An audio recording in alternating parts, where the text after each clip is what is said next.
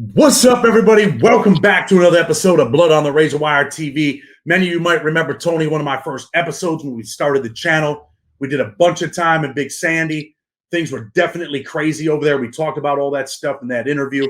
But Tony's been out doing good things, changed his life, but he almost loses his life. After being in Big Sandy, he gets out and almost loses his life on a motorcycle. But you know what? Tony can tell his story better than I can, and it was a hell of a story, a hell of an experience. Tony, tell the people who you are, where you're from. Let's get into your story, brother. My name's Tony Ellis. I'm from Charlotte, North Carolina, born and raised. And I went through a lot of stuff in my youth, and it led me on a journey straight to the penitentiary. And we ended up at Big Sandy together, and that was my first prison I'd ever been to in my life. And we seen a lot of horrible things there that have caused trauma in our lives. And it's sad to say, when we walk out them doors, it just don't get left there. It's not just like it's done and you leave it behind. You carry it with you for the rest of your life, and it reflects on your family. It reflects on how you speak to people. It causes problems after going through and seeing all the things we've seen there. But I was able to keep my nose to the grindstone, as they say, and just get out and work hard and build a stable life for me and my family. Support my children, support my woman, support my family. Everybody. I always needed something. I always wanted something. Because all I knew was work, work, work, work, work, and I always wanted to help people, and never needed help from nobody. I came home from prison. I didn't have nothing, not a dime to my name, and just worked my butt off and built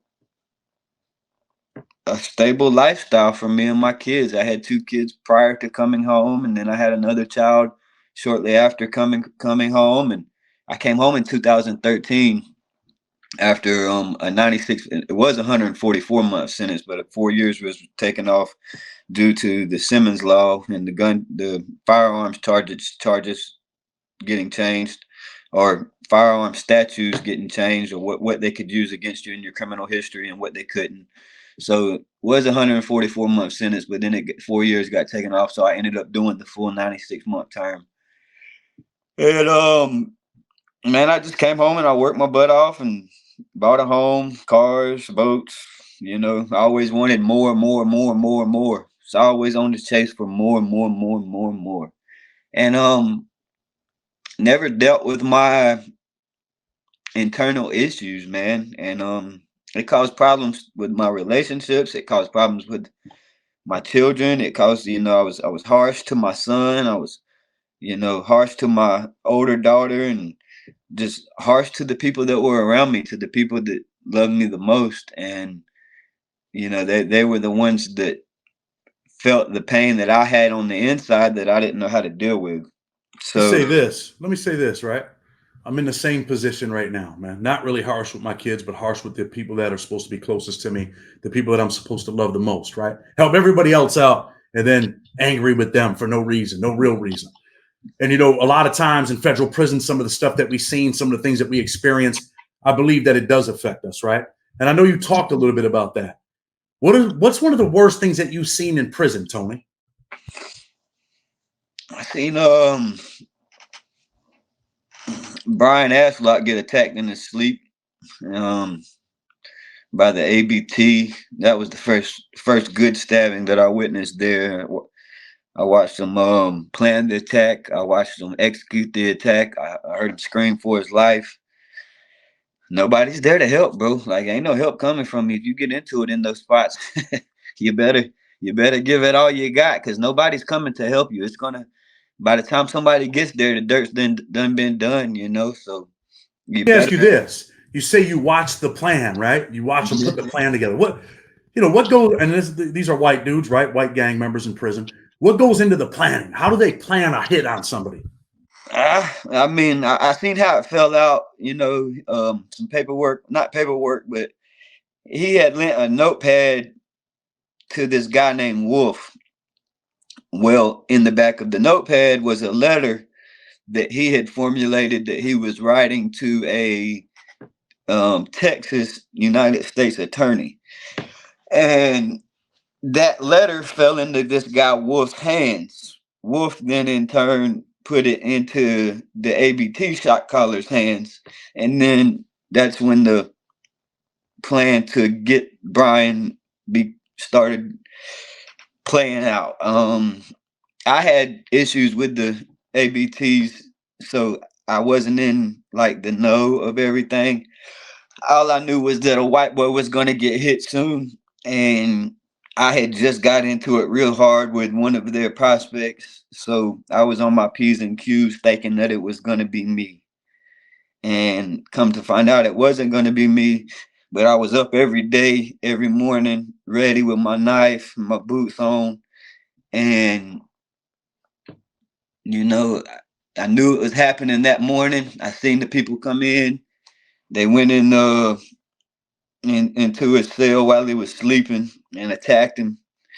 It's all on our first video, like the details of everything. It's kind of hard for me to talk about it because it was so real and raw. And I was just a kid when I seen that happen. I might have been 20.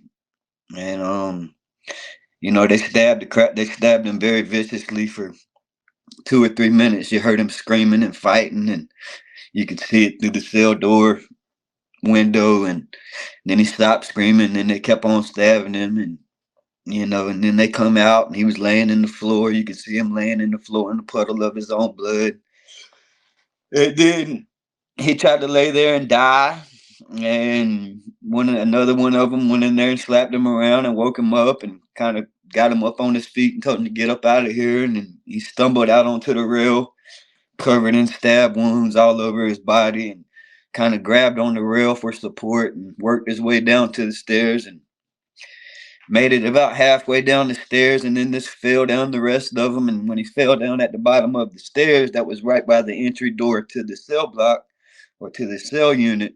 And then that's when the cop that was in the corridor came in and seen him laying there bleeding out everywhere and hit the deuces. And that was one of the most vicious that I've seen. But they happen there on a weekly basis. But as far as being up close and personal to it, that was one of the most vicious. And they did it all the time, man. Not only they did it, we were engaged in stuff like that also. It was just the laws of the land. It was what and when in Rome, do as Romans do.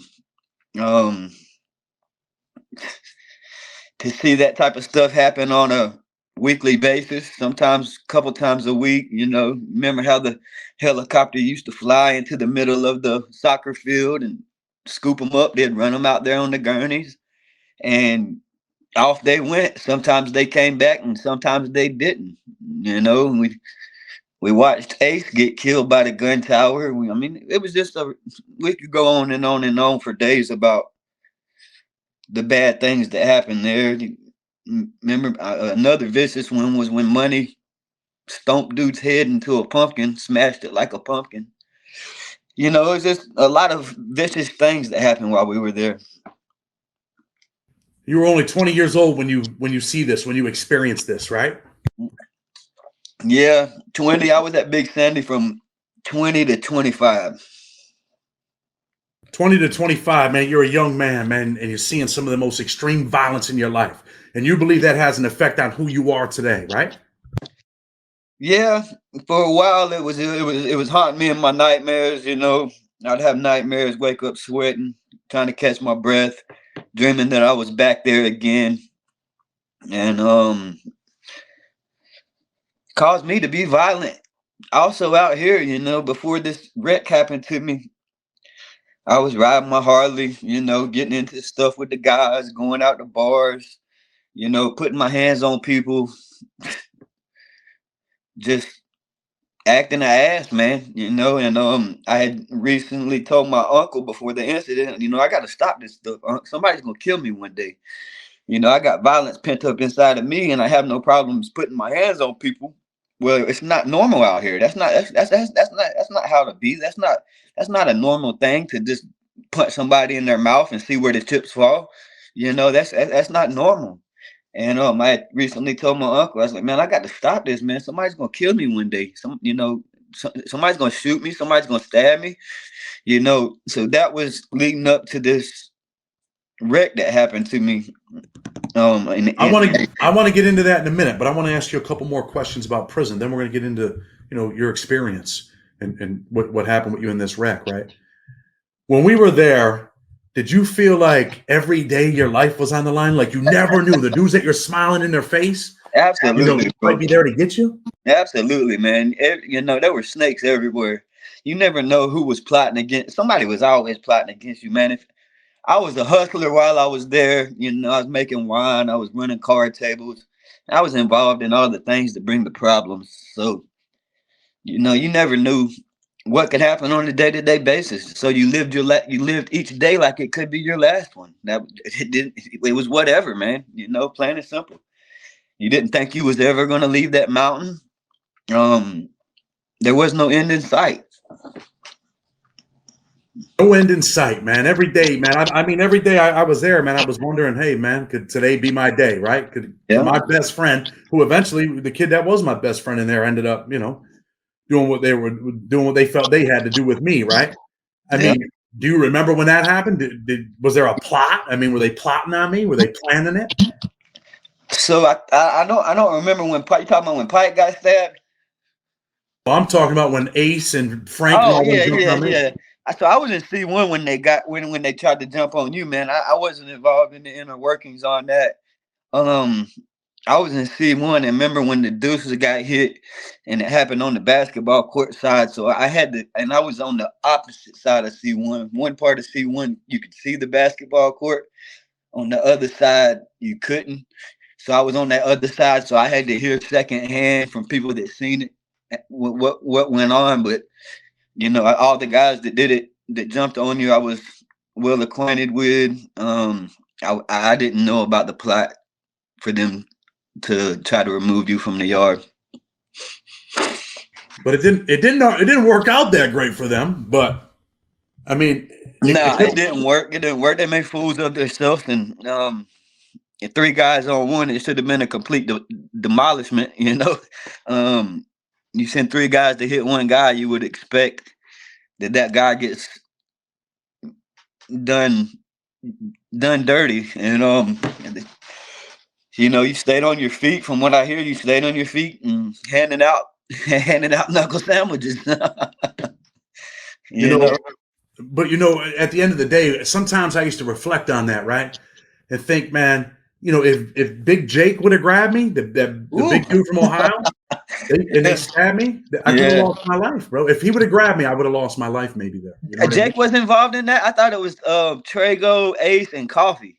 Trago, Ace, Coffee, and Frank. But Jake was out there. If they would have sent Jake out there, then they would have got me. They didn't send him. Frank was your partner, bro. Do you believe that? Frank was Frank was your dog, man. Like, Frank looked up to you. I remember when you came on the compound, Frank was speaking very highly of you. You was living in A4. I had just moved to A1. Frank was a couple cells down from me, and Frank spoke very highly of you. And you came, and Frank was your dog, man. And simply because somebody over here wants you removed, he's got to come get you. It's crazy, man. He was my best friend in prison, man. I mean, this was the dude I hung out with every day. He was my road dog. We had an alliance. Something happens to you, I'm leaving. Something happens to me, I'm leaving with you, whatever it is. And when it really came down to it, he didn't leave with me. Instead, he was one of the dudes sent on the mission to get me, right? Best friends. Yeah. That's dirty, man. That's how it was there, man. That's how it was there.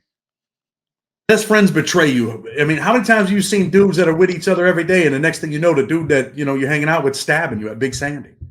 That's how they get you. They put the ones closest to you on you. You know what I'm saying? Because you're not gonna let someone that you don't trust get that close to you. So that was the best way to get you, was to put someone that you trusted on you.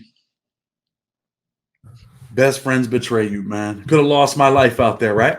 Yeah. At any given time, any given day, and it could be behind something that you're not even involved in, just because I'm a white boy. I mean, you've seen race riots pop off there, and if you're white and a race riot pops off, you got to get out there and get with it, or after the smoke clears, they gonna come get you. You know what I'm saying? So you can lose your life behind something you ain't even got nothing to do with. When we talk about them coming to get you, right? What's it like when they come to get you? Is it just, hey man, you got to leave? What's it like? Are they coming Not to up kill there, you? not up there for the white boys, because it seemed to me like the white boys were the most vicious up there because all of them felt like they had points to prove. You know, the Serranos and the Mexican mafia, yes, they were very vicious also, but that was because they had the numbers. All right, and if the Mexican mafia man called the hit, then they would want to make a name for themselves. But the white boys, they gonna send 2 or 3 hitters at you, and they're gonna try to kill you. They're gonna try to kill you and hurt you very bad. And no, hopefully they don't get you in the cell. Hopefully it's out on the tier, but most of the time they're gonna try to get you in the cell where they can have someone on the door holding the door while you're in there with 2 or 3 people on your ass, and you don't stand a chance. You ever seen anybody get trapped in the cell? Someone holds the door and they're just in the cell getting the I brakes got beat trapped in off. I got trapped in the cell when I fell out with the ABT. Dinky held the door on me.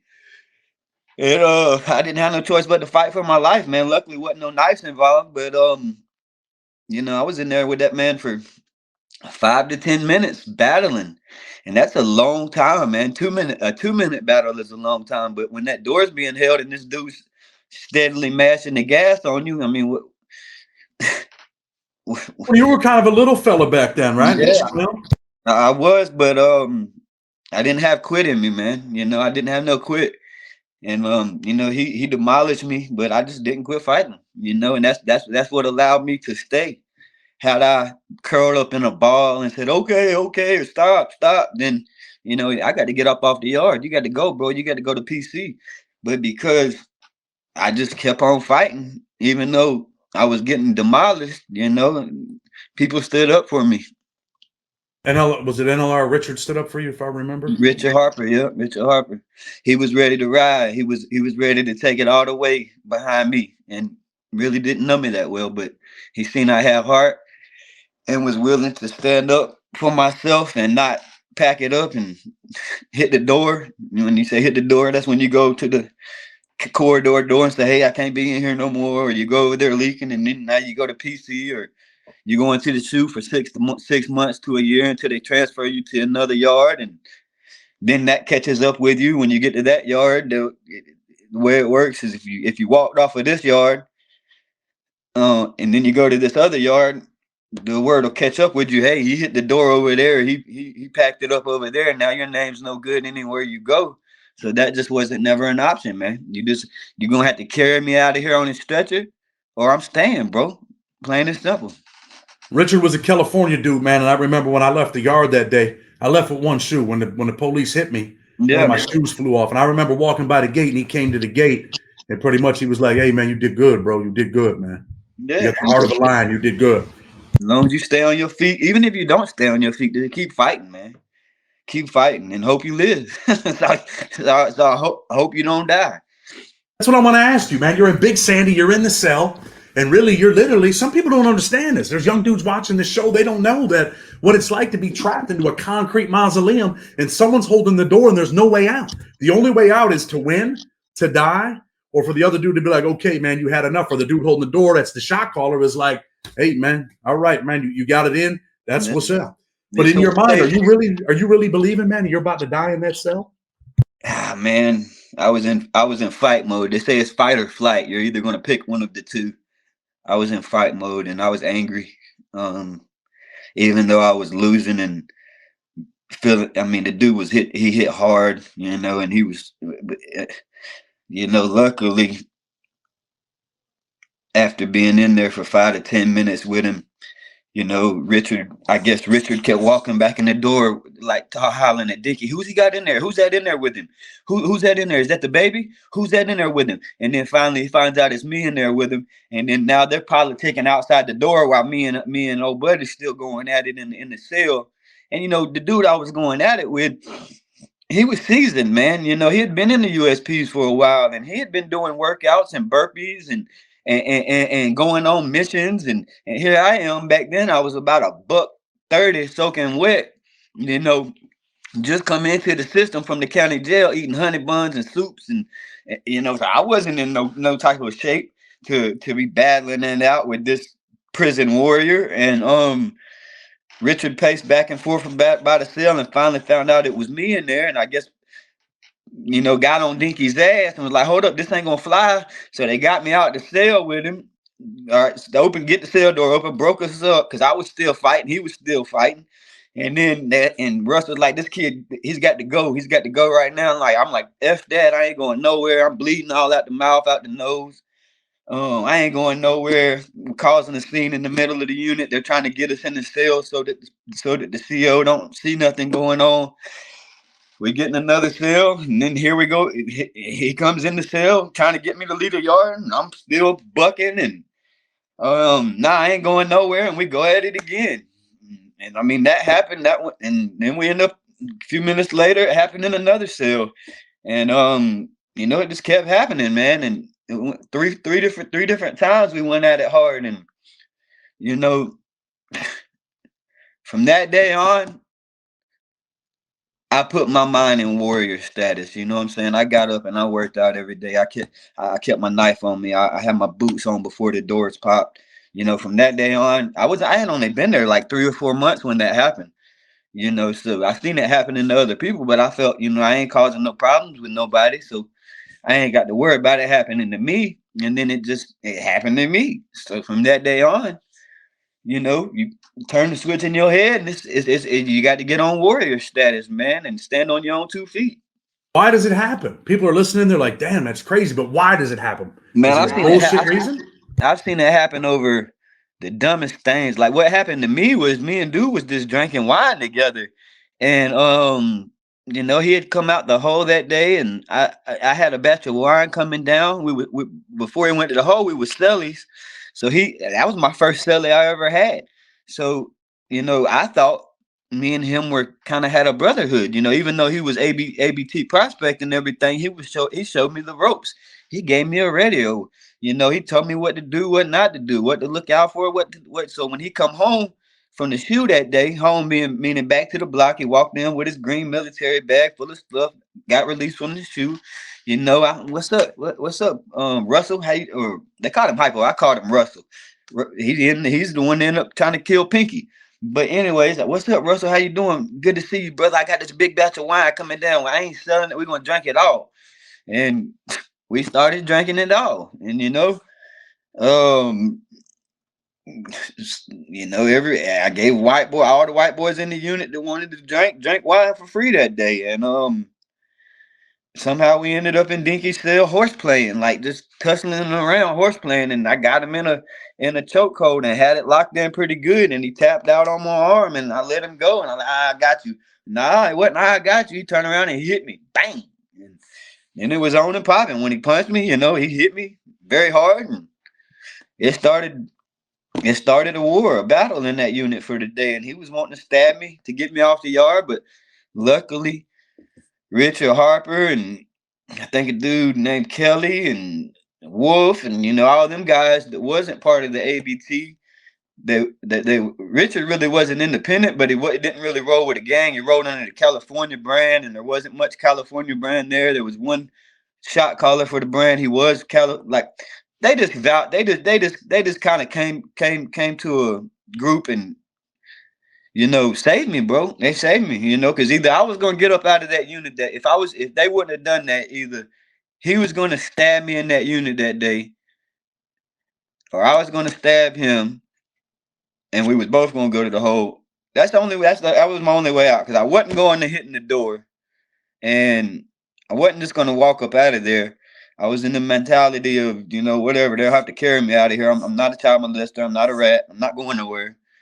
And luckily, Richard and I think Richard and Wolf and Kelly and all the other guys that wasn't gang affiliated kind of stood up and say, nah, this is bull crap. We're not letting y'all do this. And that was that for that day, man. And Kelly was a good dude. That's why I talk about in the book. That's why I came to Big Sandy with him. He was a good dude, man. Yeah. Why are the white dudes so vicious in federal prison, bro? Because our numbers are low. For every one white dude, you got 12 black dudes and 8 Mexicans or Spanish guys. You know, if you got a unit with 200 people in it, there might be 8 white boys in it. You know, we're outnumbered. So when we would go to do a demonstration mean a mission or go to commit an act of violence on somebody, we wanted to make it known that we were vicious. You know what I'm saying? That you know, that we could bring the heat, you know, and when we did bring the heat, we're gonna do it a little bit harder than y'all gonna do it, so that y'all know that if y'all come at us, you know, we're gonna get with the business also. You know, that was the way of keeping the other races from doing anything. I mean, that's how it is in every prison system. If the white boys don't go hard, extra hard, then they're gonna get taken advantage of. They're gonna get, you know, extorted. They gonna be somebody's punk or whatever, man. You know, it was go hard or go home, and we couldn't go home. So that's just how it That's was. it. Go home or go hard. And you make it out of prison, man. I know you get your own business together, man. You know, you come out with nothing, but you're determined. You're like, man, I don't never want to go back. I came out the same way. And like you said earlier, man, all the viciousness, all the violence, it affects us, man. And sometimes, you know, we take out the hurt. And believe me, there's been plenty of times, bro, where the same thing, man. I never thought I'd ever have PTSD where, you know, I'd wake up crying at night and my wife would wake me up. Hey, what are you doing? Are you all right? I slept with a knife, and you know, for probably a couple years, I slept with a knife next to me. Then you know, a bat, then a hatchet, and just wild, crazy stuff, right? Because prison does affect us. And then eventually, you know, the hurt, the pain that I was going through, man, I would try to help everybody. Man, I'm helping everybody. Man, I'm helping people on the street. I'm helping kids. I'm helping all these people. Of course, I'm helping my family, but Helping everybody except yourself. Helping everybody except yourself. You said something to me earlier about, was it you that said, do you ever make yourself first? I never made myself first. Yeah. So that's what I've just had to realize through all this. So what I've gone through in the last 5 months is I had to realize that, man, stop helping everybody, man. Stop helping everybody. Because if you don't fix yourself and help yourself, then you're not gonna be able to help nobody, you know. And that's what happened to me, you know. It was like fate and destiny collided on me on April 16th. And you know, it was just life altering for sure. Talk about that, man. Let's talk about how your day is. What's your day like before this happens? And eventually you lose your leg, bro. Who would ever thought when you were in Big Sandy that, you know, 20 years later, man, you'd lose your leg? But tell us what happens. So my day-to-day life before this happened was I'd work. I'd you know, I just started I mean, I had a good job prior to starting my own company. And I had some contracts fall in my lap for some landscaping and property maintenance. So I got my own LLC. I got all my equipment together. I start my own business. The first of the year, I gave the company I was working for like a 3-month notice, and they love me to death. They're good people, you know. I did them right. They did me right, and they support me in my business venture. So the first of the year, I start working for my business full time, and I had 2 trucks running, my truck plus another truck. And I'm doing landscaping, hardscaping, property maintenance, tree work. You know, I'm doing all kind of stuff to make a dollar, man, and I'm doing very well, and I'm feeling very well, and I'm successful in my own means. And it was just I come home happy. I didn't have a lot of stress on me. You know, it was a lot of stuff figuring it all out, but it was for my business, for my company, for something I could build to leave my children. You know, Ellis Site Solutions is the name of the company, and it's still running now. You know, I ran the company the whole time I was in ICU, the whole time I was in the trauma unit. I was still doing payroll. I was still dealing with equipment issues. I was still dealing with employee issues. But day to day, I was working. I worked my butt off at work. I'd come home, crack me open a Miller Lite, work in my yard, drink my Miller Lite, you know, work on the go-kart for my little one, let her drive the go-kart, you know, talk to my kids, talk to my woman. She'd cook dinner, I'd grill out, drinking my beer, get on my Harley, ride my Harley. That was my let loose thing. I get on that Harley and I blast off, blast off, and that's where I felt free, man. That's where I felt free. That's where all the worries in the world just blew past me, man. And it was just in between them handlebars, man, is where I got my freedom at.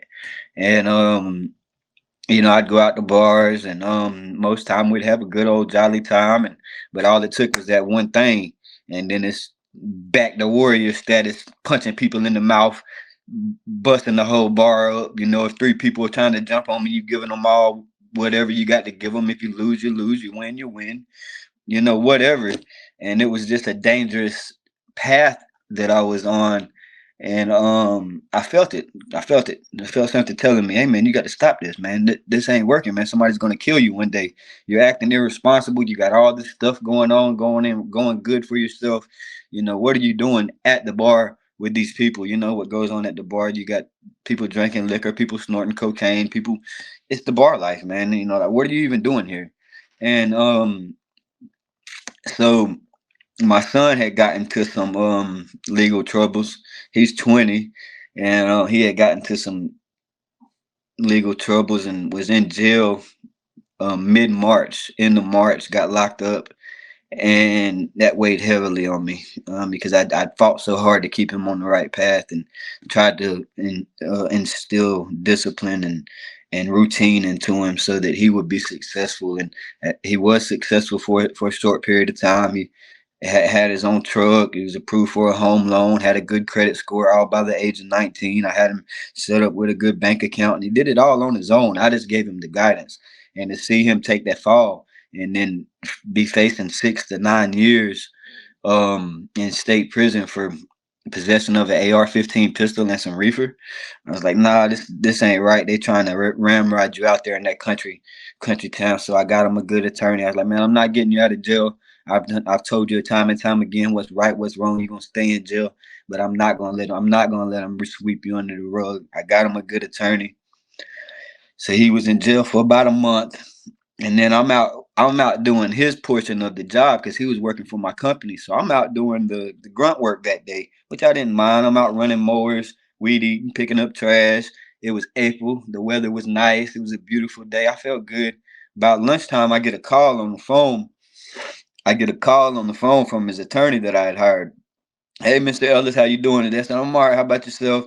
He said, well, I got some good news for you. And I say, what's that? He said, well, I have your son's bond reduced to $25,000 by the end of the day. Now, it was $250,000. So I was like, all right, well, that's good news. And he said, also, we're gonna probably end up getting in probation because I was all in the law. I was providing the attorney statutes. You know, they got him charged with weapon of mass destruction. This is not a weapon of mass destruction. It does not have a stock on it. It has not been altered to be fully automatic. You know, there are statutes and laws that they overcharged my son to get him a very high bond, and this ain't right. So I was providing all this to the attorney. Like I was digging into it. Like, I'm not gonna ramrod my son. It was a simple AR-15 pistol. So if anything, he should have been charged with carrying a concealed weapon, not weapon of mass destruction. I know what a weapon of mass destruction is with because we've been in prison. We know what weapons of mass destruction are, what the law states that weapons of mass destruction are. North Carolina statute to the federal statutes. He didn't have a weapon. So anyways, and he's going to end up with probation. So it was like just a cloud got lifted off me that day, April 16th. And I wasn't going to tell him about it right then. You know, I'm not going to get you out of jail no matter what. I want you to sit there until you go to court. I want you to learn a little bit in the county jail before, you know, sit your butt down for a little bit. Because if I go get you out right now, you're going to be right back to it tomorrow. You know, so sit your butt down for a little bit. So I come home. I had just planted some grass in my front yard. I come in, I see my woman, Kelly. You know, she's unpacking groceries that she just picked up from the grocery store. I tell her about Nate, about what had transpired with the attorney. We had a little moment in the kitchen in the plant, and you know, kind of talked about everything. And then I was like, when he gets out, we're gonna let him come back home and try to keep him on the right path because he's obviously not ready to go out into the world by himself at this moment. So we talked about that, and she started putting dinner on the stove. I go outside and water the grass, grab me a Miller Lite, 1 Miller Lite, drink my Miller Lite, water the grass. Then I come back inside, and something's just telling me like, "Hey man, take a celebration ride." So I tell her, I said, "I'm gonna hop on my bike. I'm gonna ride down the road right quick. I'll be back before dinner's off the stove." You know, it was just a celebration ride. Ride down to the little spot, have me one beer, come on back home. Well, at the beginning of the year, I had started going to church every Sunday because I told you something was telling me hey man, you got to make a change. You're on the wrong trajectory. Something bad is going to happen if you keep up with this. So I started going to church every Sunday at the first of 2024.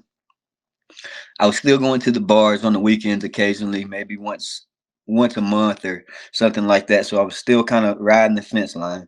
And 2 weeks prior to this accident that severely altered my life, I had just completed a job for Pinnacle Bank. It was my first job I'd ever done for them. So I emailed them the invoice. And then I was getting out of my truck to go get with the bank manager to confirm that she got the email for my invoice, because not so she could pay me, because they're on 30-day nets, so they ain't got to pay me for 30 days, but just to confirm that the email of the invoice went through properly.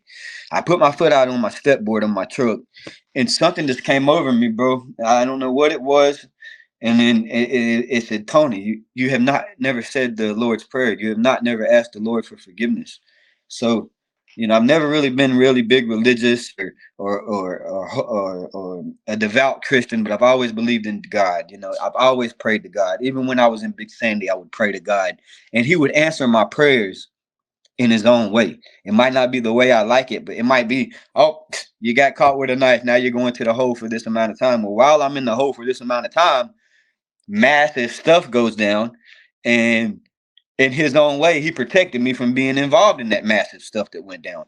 So anyways, I put my foot on the step board of my truck that day, and it come over me. So I shut my truck door, and I got back in my truck, and I just said the prayer of salvation as best as I could. Lord, please forgive me for my sins. I accept You as my Savior, Lord Jesus Christ. And I probably butchered it, bro. I probably didn't even say it right, but I meant it from my heart. I was done. I never had said it before because I always had intentions on sinning again. And I never wanted to play with the Lord. That's not something you play with. You don't, oh, please forgive me, Lord, and then go out and sin again. Please forgive me, Lord. And I never wanted to play them games, but that day I was done, bro. Like something inside my soul was just like, man, just stop, man. Ask the Lord for forgiveness. So I did that day. All right, now we jump back forward 2 weeks after that. Approximately 2 weeks. April 16th, 2024. Got the good news, come home, hop on my bike to go take that celebration ride. Head down to this little spot that's like 12 minutes from my house. Coming back, I have one beer. One can Miller Lite, just a 12-ounce can. So I wasn't drunk. I wasn't buzzed. My blood alcohol level was a 0.04 after the wreck. So I wasn't drunk. I didn't even have a buzz. I leave the bar, paid $5, $2.50 for the beer, $2.50 for the tip. That's how I know I only had one beer, because I put $5 on the bar. Anyways, so I jump on my Harley, leave out the bar. Coming down, it's a 4-lane highway, 2 lanes on this side, 2 lanes on this side. It's called Albemarle Road, east side of Charlotte. But I'm coming down for about 45, 50 miles an hour. It's a 55-mile-an-hour zone. So I'm coming 45, 50 mile an hour, and this little Jeep just comes flying out this trailer park from the right-hand side, man, and just blows slap through the stop sign. And I'm in the outside lane, and when he blows the stop sign, I kick it to the outside lane and try to get around him, because I can't stop. Motorcycles don't just stop like that, you know what I'm saying? And if you hit the brakes, I hit the brakes. I hit my back brakes, and I started trying to slow down and gear down at the same time to get my bike to slow down. But there wasn't enough time, and I clipped the whole front end of his vehicle, and I guess my bike my bike slapped the side of his front end of his vehicle. My whole right side of my body got slapped in between it. I went flying through the air. So there's video surveillance of the accident, which I sent you earlier. So I go flying through the air and land in the oncoming traffic lane on the other side of the road, about 20 feet away from where that accident happened. And then I remember trying to jump up. I jumped up, and when I jumped up, my whole leg collapsed on me, like my whole right leg. My femur, and then I remember sitting on the asphalt looking at my leg, and my shin bone was completely ripped out. Half my boot was off my foot, and my heel was gone. My Achilles tendons was gone. Well, my femur was sticking out of my thigh. It was broken in half, slap sticking out of my thigh. And I remember it was like a movie. Every time my heart would beat, blood would squirt out of my femur. So I grabbed my femur, tried to squeeze it to stop the blood. And when I did that, I guess maybe the pain was unbearable, or maybe I'd already lost too much blood. I don't know, but I passed out. Well, when I passed out, my soul left my body, and standing in the grass on the curb was Jesus Christ. And it was the most awesome feeling to to be in his spiritual presence. And you know, You my were mom, never a religious person, really. Like, you believed in nah, God, but never into, like, Bible nah, thumper, none of that, right? nah, I didn't speak about God. I didn't worship like you're supposed to worship, I guess. You know, I went to church. I heard the word, listened to the pastor, and you know, I believed in God. You know, I was raised to believe in God. I believed in Him. Never really religious, man. But 2 weeks prior to that, I asked God for forgiveness. I honestly, okay, so let's get back to the wreck. So now my body is laying on this asphalt. My soul is outside of my body. Here's Jesus Christ, and it's just glow. It's like the sun is sitting right beside me. Is how bright His presence was, and it's a silhouette around his body, like a oval silhouette, just, and I feel the vibration inside of my body. It's like, and everything, nothing hurt on me. Nothing hurt. I was perfectly fine. You know, he had shoulder length golden bronze hair. He was about 5'11", golden bronze skin. He wasn't white. He wasn't black. I never got the chance to look him in his eyes. I couldn't look at his face, but I was standing beside him, looking at my body like it was somebody else's body laying there. So my femur. So now I'm standing beside Jesus, and I'm looking at my body laying in that road on that asphalt. Now you got to think, this is Albemarle Road that I'm laying in. All these crimes that I committed in my youth were on Albemarle Road, or in the neighborhoods off of Albemarle Road. You know, I shot a man with an SKS, and he ran out in the Albemarle Road and laid there and bled until the police arrived. High speed chases on Albemarle Road, kidnapping drug dealers on Albemarle Road. All the crimes I committed in my youth were based around Albemarle Road. You know, I'm not saying I didn't commit crimes other places, but that was my stomping ground. You know, so for me to be laying there dead, I was dead when the ambulance arrived this day. So I'm watching my body standing beside Jesus Christ, and my femur stopped squirting blood. All the pedestrians are trying to help. People were running to my body, screaming and get this, do that. And I'm standing there beside Jesus Christ with a sense of peace that I ain't never had in my life, bro. And I'm sitting there watching my body. My femur stopped squirting blood. This is 2-3 minutes after the wreck. Femur stopped squirting blood. I'm just, my lifeless body's just laying there. And I'm thinking, I had a sense of panic, regret, remorse. What are my kids gonna do? What is my woman gonna do? What's gonna happen to my house? What are my dogs gonna do? You know, everything was running through my head, and then the sense of peace just come over me, and it just said, your fight is over. Your battle's over here. Jesus Christ is standing beside you. And then I remember the ambulance. I'm watching it like it's somebody else's body standing outside of my body. I'm having an outer body experience. Swear on everything I love, this is how it happened. Ambulance rolls up. They run to my they get their ambulance parked, bust open the doors, run to my body with the gurney, check for pulse. They're screaming, we don't have no pulse. He has no pulse. They get the tourniquet. They're putting the tourniquet on my thigh. Get the tourniquet on my thigh. And I'm watching it like an outer body experience, like it's happening to somebody else, bro. I'm unconscious. I'm seeing all this, bro. I'm seeing them work on me. They pick me up, slap me on the gurney. Now they brush me to the back of the ambulance. They're getting blood hung up on the thing, pumping blood into my veins. Get my body inside of the ambulance. Now me and Jesus are about 20 feet from the ambulance, and we didn't walk to the ambulance. It was kind of like we just went to the back of the ambulance. Now me and Jesus are standing out behind the ambulance, looking in the back of the ambulance watching them work on me. They're panicking. They can't get my heartbeat back. They can't get my heart back going, bro. And they're panicking. They're pumping blood in me. They're hitting me with the defibrillators. Pow! Every time they hit me, I'll see a bleep on the screen where they got me hooked up to where my heart's supposed to be beating. There's a bleep, and then it goes beep, flatline. Now they done hit me 4 or 5 times with this damn defibrillator. Excuse my language.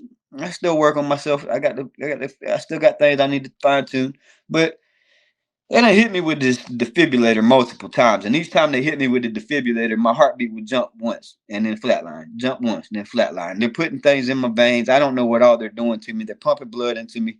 And they're losing hope, bro. I can sense it. Like, I'm standing beside Jesus. Jesus is here to take me with him. That's what my thought was. I'm going with Jesus. Jesus is here to take me with him. Simply me asking for the Lord to forgive me and accepting him as my Lord and Savior, Jesus Christ, 2 weeks prior to that was enough for Jesus to come down here and save me, bro. So that I sense the discouragement in the paramedics. They're about to give up on me. They've done tried everything they can to get my heartbeat back going. I think they're about to call it, right? I'm watching it, standing beside Jesus. And the whole time Jesus is there, I got this powerful vibration in my body that is like nothing I've ever felt before. And I can only explain it as being in the spiritual presence of Jesus. So they get them defibrillators and they do them like this again, and then boom, they hit me again with them. Your body just does a little jump. I see my heartbeat. Boop, boop. Now I got a heartbeat. And it keeps beeping. And it keeps beeping. So now my soul goes back to my body. I'm laying on this gurney. So now I'm laying on the gurney looking up. But I can still see Jesus at the back of the standing outside the ambulance, and it's like a sun is out there shining. It just it's like a ball of brightness with Jesus in the middle of it. And so now my heart's back beating. I'm laying on the gurney, seeing Jesus, and then everything goes pitch black on me. And then somehow I go back to about 5 different incidents in my life where I should have been dead. I should have been dead also. And he takes me back to him, and it's like I'm there again. One time when I was shot, one time when I was stabbed, one time when I was kidnapped, that head-on collision, when I flipped the dump truck. I went back to multiple different incidences in my life where I shouldn't have walked away from them. And then everything goes, and then that stops, and everything's black. And Jesus tells me, he said, I was beside you the whole time. I am showing myself to you now to show you that I am your Lord. I am your Savior. I am Jesus Christ. And I'm leaving you here on this earth because your work here is not yet done. I'm leaving you here to tell your story, to spread my word, and this will be your last chance. And then my eyes open, and Jesus is gone. And I remember booking it down to the I remember the ambulance, just the sirens on the ambulance, getting to the hospital. And I don't remember much after that. I remember them panicking when I got down there because apparently I flatlined again because my body rejected the blood that they put in me. I stayed in ICU for a while. Then I went to the trauma unit, and I was in the hospital for a total of 6 weeks. I had I think six different surgeries. We tried to save my leg. So I could have saved my leg, but the options was going to be to have to see a pain care clinic for the rest of my life and take opioids for the rest of my life to deal with the pain, because the leg was mangled. My heel and my Achilles tendon was ripped off. That was the main problem. You sent me the pictures. I can't put them on YouTube, but man, shocking ass pictures, bro. So if the heel wouldn't have been ripped off, we might have been able to keep my leg, because there's a lot of soft tissue down there in your heel, and your heel takes the most beating all day long. You're putting all your pressure on your heel. So I had a very good orthopedic surgeon, and he tried his best, and I went in for what was supposed to be my last surgery. He was supposed to reconnect my fibula. My fibula was still disconnected, and he was supposed to check on the healing process of my heel. So that was like my sixth surgery. I went in for my sixth surgery, and then I was thinking that was going to be my last surgery because I was planning on keeping my leg. I was going to, I wanted to know what God. I hear what the surgeons are saying, but I want to know what God has to say about this. I want to keep my leg. And we come out of surgery, and it's just a little gloomy in the room when I come back to, and my woman's telling me, Kevin Corman needs to talk to you. He's seen some things that concern him, and he wants to talk to you before we go any further. He said he would be in here by the end, if not this afternoon, then tomorrow. And this dude was like an angel sent from God. Also, just one of the best surgeons I could have possibly ended up with. Shout out to Kevin Corman and his whole team. He so 4 o'clock rolls around, 5 o'clock rolls around. I said, all right, well, he's not coming today. He's a busy man. He'll probably come tomorrow. About 7:30, the man rolls up in my room, and his hair is disheveled, and about my age, and a good-looking man. He looks like he's been in battle. He's an emergency orthopedic surgeon. So all the trauma, all the bad stuff that happened. And I said, dang, man, you look like you've been in the war room all. He said, yeah, it's been a rough day. And I said, what's this morning? He's like, yeah, I've been in surgery all day long. And I said, I didn't think you were coming today, man. He's like, well, I needed to come talk to you. So he comes to talk to me, and he kind of tells me, he's like, your foot's got necrosis. It's not healing properly. I mean, we can try to keep it, but you're gonna have surgeries every couple of weeks for the next year and a half. You're gonna have to keep having surgeries. We're gonna have to keep going in there and cutting the dead skin off, or the dead tissue off that won't heal, and hoping that it heals back. And we can go that route, or we can go the route with a below knee amputation, and where we know what the results are, where we can predict how it's gonna go, and you got good options with prosthetics, and you could be back on your feet, on some feet, whether or not it's mine, or you could be back up and having some sense of normalcy within 5 or 6 months. So I said, all right, well, I mean, I appreciate you being honest. I got it all on recording, man. I was big on recording every step of the process, because it's gonna be a story, man. I'm gonna put everything together.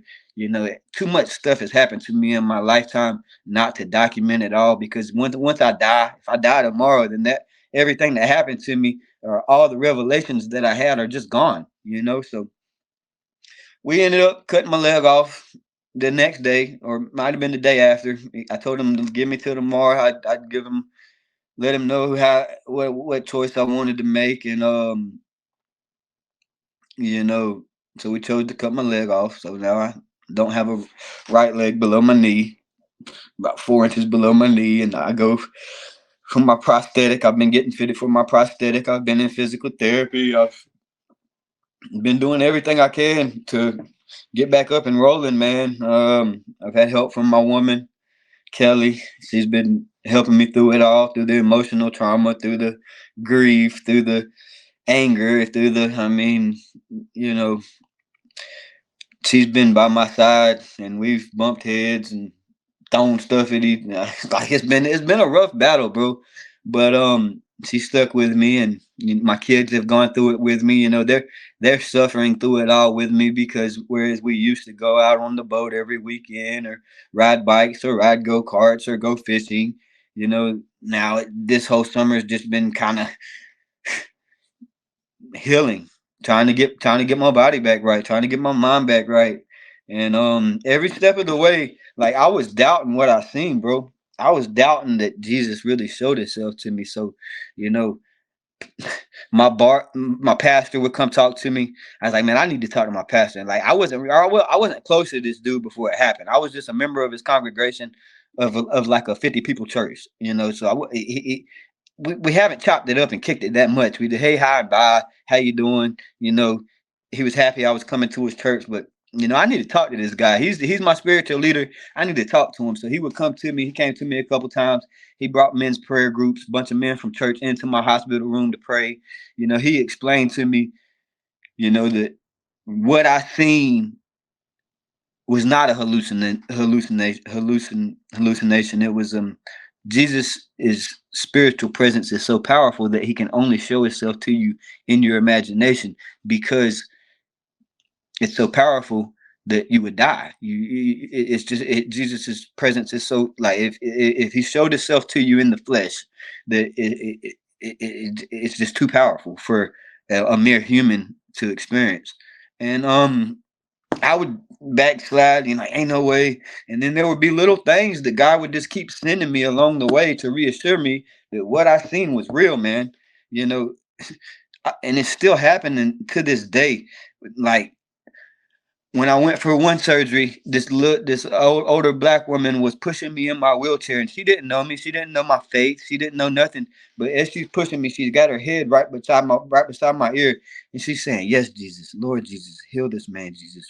And it was just little things like that. The Amazon lady delivering a package to my house the other day, she was looking at an old school car I got sitting in my driveway. "Oh, that's a nice car." I said, "Yeah, go look at it. Crank it up. The keys are there. Check it out. Do what you want to do."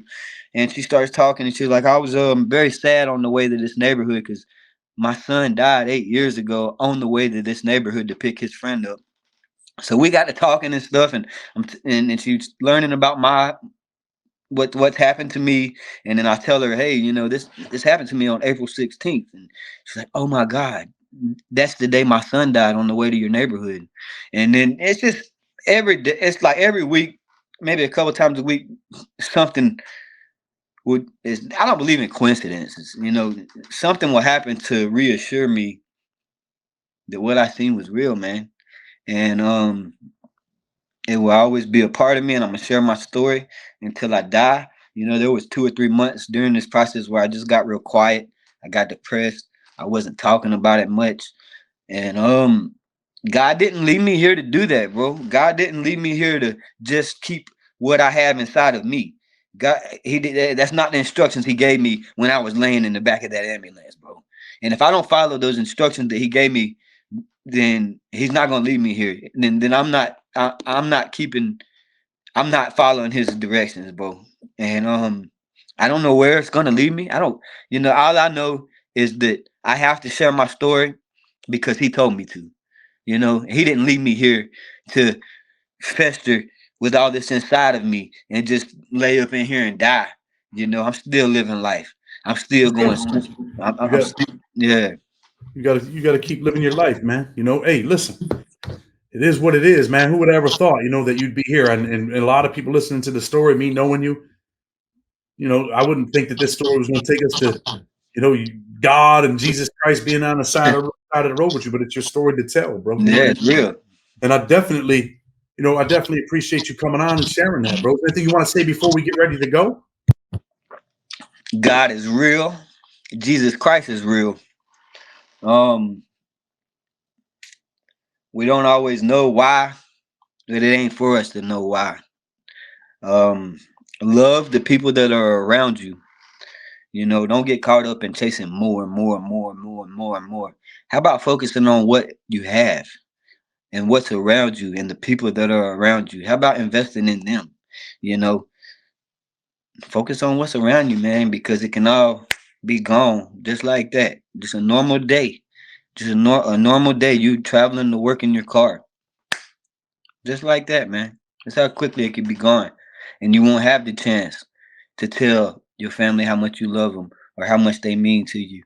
It's just done. It's just done, bro. So just cherish the time that you have that God has given us. You made it out of some of the most dangerous prisons you could ever be in life, man. And some people might think that's an exaggeration, but it's not. It's real, man. And now you've gone through this experience, man. Look, bro, keep living your best life. I appreciate you coming on. I'm going to tell people, man, with respect, hit that like button, hit that subscribe button. This is a hell of a story, man. Until tomorrow, with respect, we're out.